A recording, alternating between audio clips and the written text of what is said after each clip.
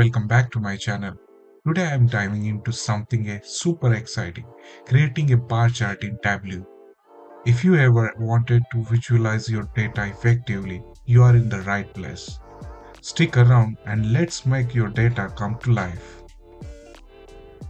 First off, let's break it down. A bar chart is a type of data visualization that uses the rectangular bars to represent the data values.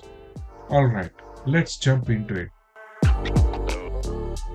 Here I have already imported the Excel data subcategory field in the dimension section. Drag and drop in the rows. Now drag the cells from the measure section and drop it into a column. Chart is created. If you want to expand this for better visualization, go to Standard, drop down, select the entire view. It will fill the screen for better visualization. You can go to this color and select the color you want. If you want the cell sum on the tip of bar, drag the cells on the label.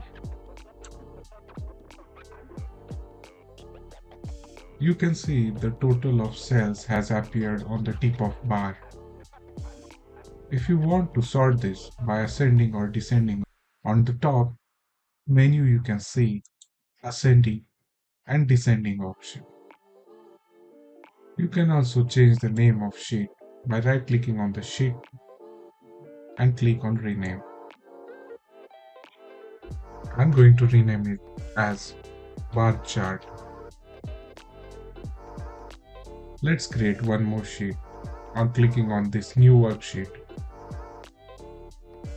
Now drag and drop the subcategory in the column. Now this time drag and drop the cells in the rows. Now this bar chart is created with the vertical bar chart.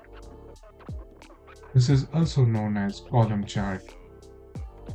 Rename the sheet with the column chart.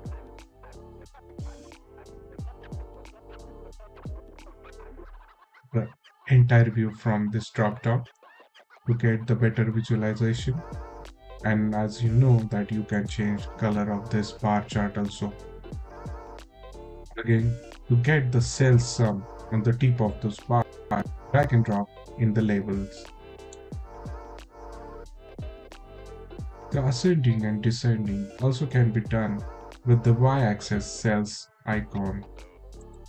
If you click this, it will be in descending order. You can click this again, it will be in ascending order.